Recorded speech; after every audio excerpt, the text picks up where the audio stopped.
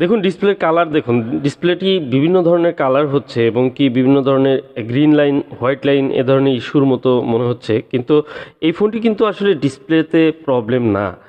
এই ফোনটির হঠাৎ করে এরকম হয়ে যায়। আর এই ফোনটির যে প্রবলেমটি সেটি ডিসপ্লে থেকে না, কারণ হচ্ছে ডিসপ্লে নতুন করে লাগিয়ে বেশ কয়েকটি ডিসপ্লে লাগিয়ে কিন্তু অলরেডি চেক করেছেন। এটি আমাদের একজন টেকনিশিয়ান ভাই নিয়ে এসেছেন। তো ভাবলাম আপনাদের সাথে অভিজ্ঞতাটা শেয়ার করি এবং কি এই প্রবলেমটি আসলে ফিক্স করা যায় কিনা বা কিভাবে করা যায় সেই বিষয়টি আপনাদের সাথে শেয়ার করব। আসলে আমি কোনো কাজ শেখাতে আসিনি। আমি আমার যে কাজের অভিজ্ঞতা সেগুলো আপনাদের সাথে মাঝে, মাঝে শেয়ার করি। আপনাদের যদি ভালো লাগে অবশ্যই লাইক করে যাবেন। লাইক করলে আমি বুঝতে পারবো যে এ ধরনের কাজে আপনারা ইন্টারেস্টেড, তাহলে আমি এ ধরনের ভিডিওগুলো কিন্তু আরও বেশি, বেশি শেয়ার করার চেষ্টা করব। আর আমি যেহেতু আপনারা জানেন যে প্রসেসর ইস্যু নিয়ে কাজ করি, আমার প্রসেসর ইস্যুর মধ্যে যদি এটি আওতাভুক্ত থাকে তাহলে সেই কাজটি কিন্তু আমি দেখি।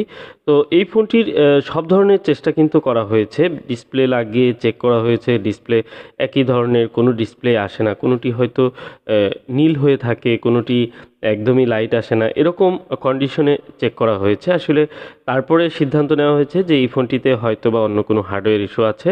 পরবর্তীতে আমার কাছে আসলো এবং আমার কাছে আসার পর আমি কিছু হিস্টোরি চেকআপ করলাম এবং হিস্টোরি নেওয়ার পর আমি বুঝতে পারলাম যে হ্যাঁ, এটি প্রসেসর থেকে ইস্যুস থাকতে পারে। তারপরেও কিন্তু প্রসেসর কাজ করার আগে আমাদের একদম বেসিক কিছু সকেট থেকে শুরু করে কিছু লাইন আছে সেগুলো চেক করা প্রয়োজন হয়। সেগুলো যেহেতু ফোনটি একদম ইনটেক ছিল, এর আগে কোনো ধরনের কাজ করা হয়নি, কোনো হাত থেকে পড়ে যাওয়া বা কোনো ধরনের ড্যামেজ নেই। সো আমি খুব সহসাই নরমালি আমি চেক করে নিয়েছি একেবারে সহজভাবে।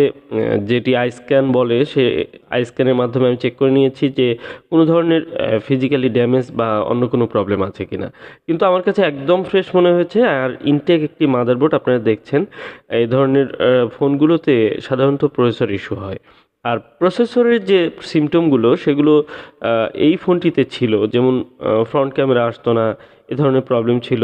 তো প্রসেসর থেকে এই প্রবলেমটি হওয়ার চান্স কিন্তু অনেক বেশি। আর যেহেতু খুব সহজে আমি প্রসেসর রিবোলিং করে আমি এই প্রবলেমগুলো সলভ করার সম্ভাবনা রয়েছে, যে কারণে আর কথা না বাড়িয়ে আমি সরাসরি কিন্তু প্রসেসর রিবোলিংয়ে চলে যাচ্ছি। এখন আপনার যদি প্রসেসর রিবোলিং করায় আপনি দক্ষ না হয়ে থাকেন, তাহলে কিন্তু আপনার এ ধরনের কাজে হুট করে আগেই প্রসেসর রিবোলিং করতে যাওয়া যাবে না। সেক্ষেত্রে অবশ্যই আপনার ভালোভাবে ডায়াগনোসিস করবেন এবং প্রসেসর থেকে যদি প্রবলেম না হয় তাহলে কিন্তু বড় ধরনের একটি হাই রিস্ক হয়ে যাবে এই ধরনের কাজ করা।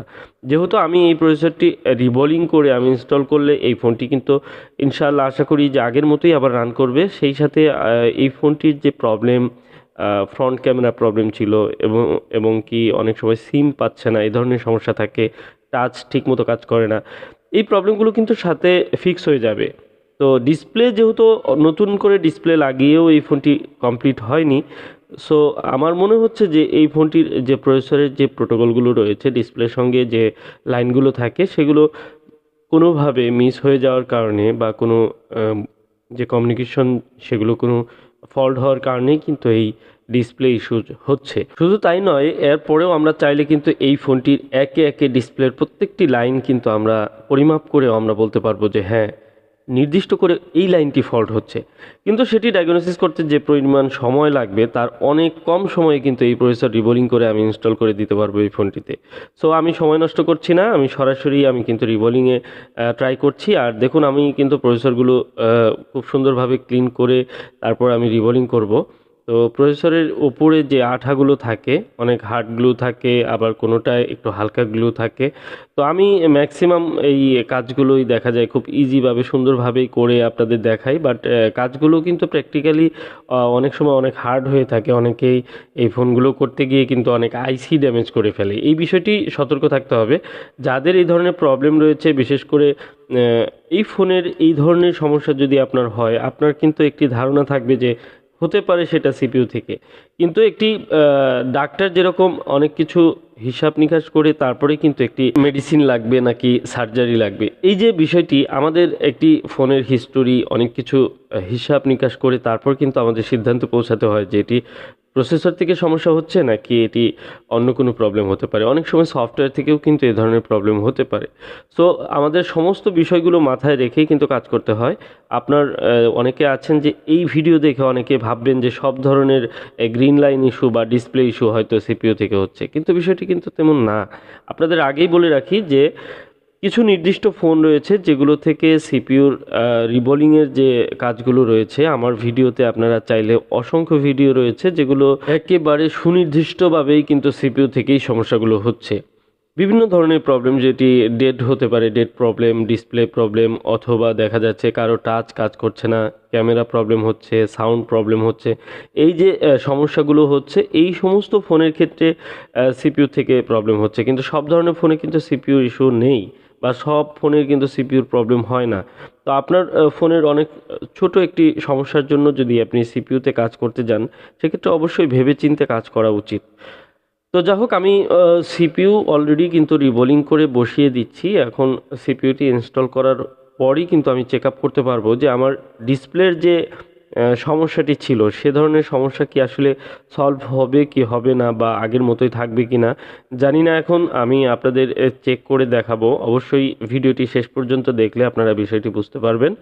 তো দেখুন, একটি প্রসেসর যখন রিমুভ করে পুনরায় ইনস্টল করা হয়, সেই প্রসেসরের উপরে কিন্তু আমরা এই যে থার্মালের যে সিস্টেমটি, যে ঠান্ডা করার জন্য কুলিং সিস্টেম থাকে, সেটি অবশ্যই আবার আগের মতো অ্যাপ্লাই করে দেই। কারণ হচ্ছে দেখুন, এই যে থার্মাল পেস্ট দিয়ে দিলাম এবং একটি হিট সিং লাগিয়ে দিলাম নতুন করে, যেন কোনো ধরনের এই ফোনটিতে প্রসেসর হিট হলে যেন সেই হিটটি বডিতে ছড়িয়ে যায় এবং কি আইসিটি খারাপ না হয়ে যায়। এই বিষয়গুলো লক্ষণীয় বিষয়, কারণ অতিরিক্ত এই চিপগুলো যদি খারাপ হয়ে যায়, প্রসেসরটি খারাপ হয়ে যায়, ফোনটি কিন্তু হ্যাং হতে পারে, রিস্টার্ট হতে পারে, ডেড হয়ে যেতে পারে, বিভিন্ন সমস্যা কিন্তু হতে পারে। সাধারণত প্রসেসর রিবোলিংয়ের কাজগুলোই আমি করে থাকি, দীর্ঘদিন যাবত এই কাজগুলো করছি। আর আপনারা যারা আমার প্রতিদিনের ভিডিওগুলো দেখেন তাদেরকে অসংখ্য ধন্যবাদ, যারা আমার ভিডিওগুলো দেখে লাইক কমেন্ট বিভিন্নভাবে উৎসাহ দিয়ে থাকেন। তো আমি অন করছি, দেখুন আলহামদুলিল্লাহ আমার ফোনটিতে কিন্তু পোকো লেখা চলে আসছে। মানে হচ্ছে যে এই ফোনটির যে প্রবলেমটি ছিল এটিও কিন্তু প্রসেসর থেকেই ছিল। তো প্রসেসর থেকে এ ধরনের প্রবলেম হতেই পারে, এটি আমাদের হয়তো কারণ ধারণাই হবে না যে এ ধরনের ডিসপ্লের প্রবলেমটি প্রসেসর থেকে হচ্ছে। তো এখনও পর্যন্ত ডিসপ্লেতে কিন্তু একটি দাগ দাগ রয়ে গেছে। এটা কিছুদিন ইউজ করলে এই ফোনটির যে সাইটের একটি শ্যাডো দেখা যাচ্ছে সেটি চলে যাবে ইনশাআল্লাহ। তো আজকের মতো এই ছিল আমার অভিজ্ঞতা শেয়ার। তো ভালো লাগলে অবশ্যই লাইক করবেন। এ ধরনের কারো কোনো প্রসেসর ইস্যু নিয়ে প্রবলেম থাকলে যোগাযোগ করতে পারেন।